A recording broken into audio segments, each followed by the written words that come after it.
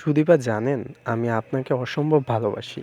আপনার জীবনে অন্য কাউকে ভাবলেই বুকটা কেমন জানি থমকে যায়। এইটা আমার শেষ কথা। এই কথাগুলো উচ্চারণ করছিল আদিত্য মনে মনে।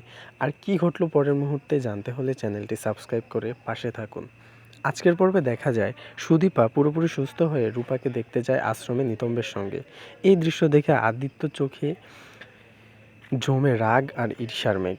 সে কোনো কথা না বলেই এগিয়ে যায় আর মুহূর্তের মধ্যেই সুদীপার হাত টেনে ধরে। আদিত্যের কণ্ঠে কষ্ট ঝরে। আপনি ওই প্রফেসরের সঙ্গে কেন বারবার থাকেন? আমার একদমই ভালো লাগে না। সুদীপা শান্তভাবে বলে, আমি কার সঙ্গে মিশবো তা আমার নিজের সিদ্ধান্ত। আপনি কেন এত ভাবছেন? আদিত্য থেমে যায় কিছুক্ষণের জন্য। তারপর মৃদু স্বরে বলে, হ্যাঁ, আমার যায় আসে, কারণ আমি আপনাকে। এইটা বলে আদিত্য থেমে যায়। এই উত্তর শুনে সুদীপার চোখে জমে একদম জল হয়ে যায়।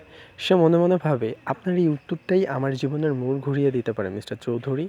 আপনার এই কথাটাই আমার জীবনের আলো হয়ে থাকবে, আমার নিজের লাইট হাউস। তারপর ধীরে ধীরে মনে মনে কাঁপতে কাঁপতে বলে, বলুন কি হলো? আপনি কি আমায় ভালোবাসেন?